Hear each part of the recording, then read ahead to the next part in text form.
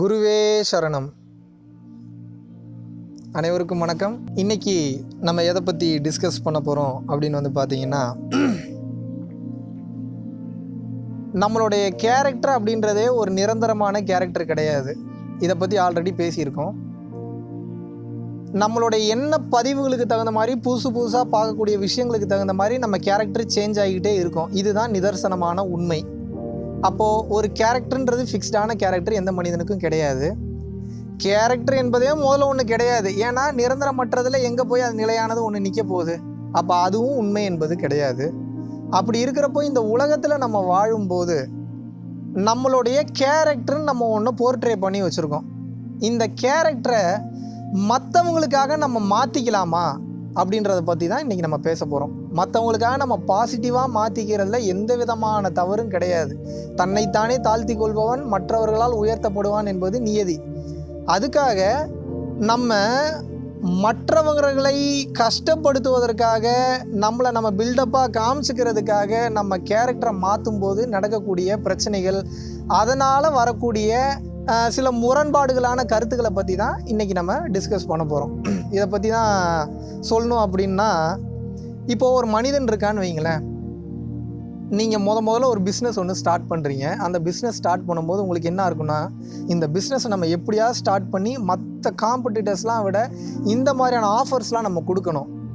ஒரு கஸ்டமரை சாட்டிஸ்ஃபை பண்ணுறதுக்கு இந்த மாதிரியான மெத்தட்ஸ்லாம் நம்ம கையாளணும். அவங்கள எப்படியாவது நம்ம பாசிட்டிவாக பேசி கவர் பண்ணி நம்மளோட பிஸ்னஸில் ரெகுலர் கஸ்டமராக மாற்றணும். நமக்கு ஒரு ரெகுலர் கன்சியூமராக அவங்கள நம்ம க்ரியேட் பண்ணணும். நம்மளோட சர்வீஸை யூட்டிலைஸ் பண்ணக்கூடிய ஒரு மனிதராக மாற்றணும். ஒரு பிஸ்னஸே நம்ம எக்ஸாம்பிளாக எடுத்துப்போம். அப்படின்னு நீங்கள் நினச்சி தான் ஒரு பிஸ்னஸை ஸ்டார்ட் பண்ணுவீங்க. ஆனால் ஒரு கட்டத்துக்கு மேலே என்ன ஆகும் அப்படின்னா, பிரச்சனையே அங்கே தான் ஸ்டார்ட் ஆகுது.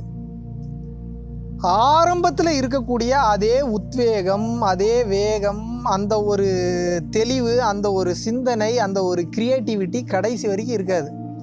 கொஞ்சம் கொஞ்சமாக குறைஞ்சு ஒரு கட்டத்துக்கு மேலே என்ன ஆகும் அப்படின்னா, நம்ம எதுக்காக இந்த பிஸ்னஸ் ஆரம்பித்தோன்ற விஷயத்தையே மறந்து இந்த உலகம் உங்களை வழி நடத்துவதற்கு தகுந்த மாதிரி மாறி நீங்கள் என்ன ஆகிடுவீங்க அப்படின்னா, நீங்கள் உங்களுக்குன்னு வச்சுருக்கக்கூடிய எத்திக்ஸ், உங்களுக்குன்னு வச்சுருக்கக்கூடிய யூனிக்னஸ், உங்களுக்குன்னு வச்சுருக்கக்கூடிய ஸ்பெஷாலிட்டி, உங்களுக்குன்னு இருக்கக்கூடிய தனித்துவம் எல்லாத்தையும் இழந்து எல்லாத்தையும் மாற்றி இந்த உலகத்துக்கு தகுந்த மாதிரி மாறி பூராத்தையும் கொலாப்ஸ் பண்ணி வச்சுருவீங்க. அப்போ என்னென்னா, ஜஸ்ட்டு வருமானம் வந்துட்டு இருக்குமே தவிர ஒரு சில நேரத்தில் வருமானம் கூட வராது. பெரும்பாலான நேரங்களில் ஒரு கட்டத்துக்கு மேலே என்ன ஆகும் அப்படின்னு கேட்டிங்கன்னா, நம்ம எதுக்காக இந்த தொழில் ஆரம்பித்தோன்றதே மறந்து அதில் ஒரு நிம்மதி இல்லாத ஒரு நிலைக்கு நீங்கள் போயிடுவீங்க. இதுதான் பெரும்பாலான மனிதர்களோட வாழ்க்கையில் நடக்கக்கூடிய விஷயம்.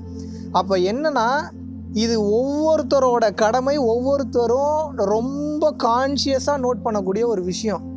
நம்ம எந்த மென்டாலிட்டியில் ஒரு விஷயத்தை ஸ்டார்ட் பண்ணுறோமோ, எந்த உத்வேகத்தில் ஒரு விஷயத்தை ஸ்டார்ட் பண்ணுறோமோ, அப்போ அது 100% இல்லை 1000% கரெக்டாக இருக்கும். ஆனால் இந்த சமூகத்தில் இருக்கக்கூடிய பிரச்சனைகளை நீங்கள் ஃபேஸ் பண்ணும்போது, சமூகத்தில் இருக்கக்கூடிய அந்த காம்ப்ளிகேஷன்ஸை நீங்கள் ஃபேஸ் பண்ணும்போது என்ன ஆகும் அப்படின்னு கேட்டிங்கன்னா, அதை அப்படியே கண்டினியூ பண்ணி உங்களால் கொண்டு போக முடியாது. எந்த ஒரு பிஸ்னஸ்லையுமே நம்ம நினச்ச மாதிரியுமே எதையுமே எக்ஸிக்யூட் பண்ண முடியாதுன்னு வச்சுக்கோங்க. ஆனால் அது எந்த அளவுக்கு பண்ண முடியாமல் போகணுன்னா, ஒரு 10% 15% தான் மிஸ் ஆகணுமே தவிர 85% மிஸ் ஆகி 15% எக்ஸிக்யூட் பண்ணுற மாதிரி இருக்கக்கூடாது. அப்போ என்ன ஆகும் அப்படின்னா, இந்த கேரக்டர் ஒரு நிரந்தரம் இல்லாத கேரக்டர். ஆனால் அதில் எப்படி இந்த உலகத்தில் நீங்கள் தோற்று போவீங்கன்னா, நம்ம இந்த உலகத்தில் ஈஸியாக ஜெயிக்கிறதுக்காக, நல்ல பேரை எடுக்கிறதுக்காக நம்ம ஒரு சில கேரக்டரை நம்ம போர்ட்ரே பண்ணி வச்சுருப்போம். ஒரு ஹெல்த்தியான கேரக்டர் ஒன்று டிசைன் பண்ணி வச்சுருப்பீங்க, சரிங்களா? அந்த கேரக்டர் கம்ப்ளீட்டாக ஒன்றும் இல்லாமல் போயிடும். அது மாறுறப்போ இந்த உலகத்தின் மூலிமா உங்களுக்கு கிடைக்கக்கூடிய எந்த வித பலன்களும் உங்களுக்கு கிடைக்காது. 10ஓட 11 மாறிடுவீங்க. ஒரு எக்ஸாம்பிளுக்கு சொல்லணுன்னா, இப்போ ஆரம்பிக்கும் போது நான் யார் மேலேயும் கோவப்பட மாட்டேன் என் கஸ்டமர்கிட்ட அப்படின்னு ஸ்டார்ட் பண்ணியிருப்பீங்க. ஆனால் கஸ்டமர் உங்ககிட்ட ஃபோனில் பேசக்கூடிய அந்த டொனாலிட்டி, அவன் ஏற்றி இறக்கமாக பேசக்கூடிய அந்த வாய்ஸ் மாடுலேஷன், இதெல்லாம் பார்த்து நீங்கள் என்ன பண்ணுவீங்கன்னா, படார்னு உங்களுக்கு கோவம் வந்துடும். கோவம் வரவே கூடாதுன்னு நான் சொல்ல, எந்த இடத்துல கோவப்படணும், எந்த இடத்துல கூடாதுன்ற விஷயம் தெரிஞ்சிருக்கணும். அது உங்களுடைய கொள்கைகளை பாதிக்கக்கூடாது. இதனால தான் ஒரு கட்சி நடத்தும் போது பார்த்தீங்கன்னா, கொள்கைகள்னு ஒன்று வச்சுருப்பாங்க. இந்த உலகம், இந்த சுற்றுப்புற சூழல் எப்படி நடந்தாலும், ஒரு பிரளயமே ஒரு பூகம்பமே வந்தால் கூட கட்சிக்குன்னு ஒரு சில கொள்கைகள் இருக்குது. அதெல்லாம் மாறவே மாறாது. எக்ஸாம்பிளுக்கு சொல்லணும் அப்படின்னா, இலங்கையில் பிரபாகரன் அவர்கள் இருக்கிறாருன்னு வச்சுக்கோங்க. நான் கட்சி சார்ந்து பேசுகிறதுனால கம்ப்ளீட்டாக அவருக்கு சப்போர்ட் பண்ணுறேன் அப்படின்றதுக்காக கிடையாது. ஒரு எக்ஸாம்பிளுக்காக சொல்கிறேன். இந்த மாதிரி ஏகப்பட்ட கட்சிகள் இருக்குது, அவங்களுக்குன்னு ஒரு சில கொள்கைகள் இருக்குது.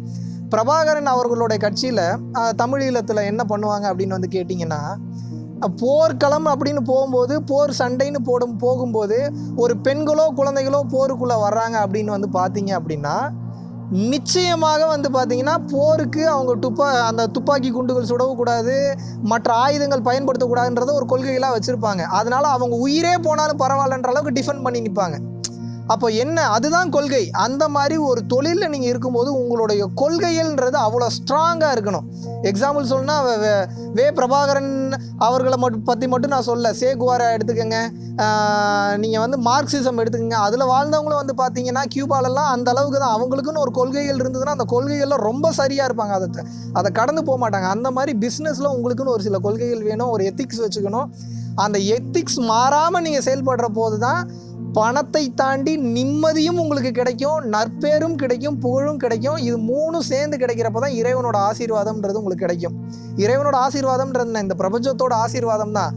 அது கிடைச்சதுனா தான் ₹1 நீங்கள் சம்பாதிச்சாலும் அந்த ரூபாய் மூலிமா நல்ல துட்டுன்னு சொல்லுவாங்க. இல்லைன்னா அதுக்கு பேர் கர்ம துட்டு. கர்ம துட்டில் ₹1 வந்தாலும் அது உங்களுக்கு பிரச்சனையை தான் கொண்டு வரும்.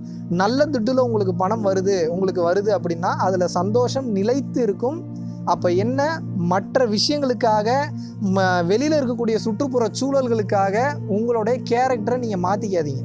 உங்களோட கேரக்டரை மாற்றுறது எப்போ மாற்றணும்னா அது மற்றவர்களோட நல்லதுக்காக தான் மாற்றணுமே தவிர அதை வந்து மற்றவங்க கஷ்டப்படுத்தணும், காயப்படுத்தணும், இல்லை ஒரு அறியாமையில் மாற்றுறீங்க அப்படின்னா அது உங்களையும் பாதிக்கும், மற்றவர்களையும் பாதிக்கும். நீங்கள் வாழக்கூடிய வாழ்க்கைக்கு அர்த்தம் இல்லாமல் போய்விடும்.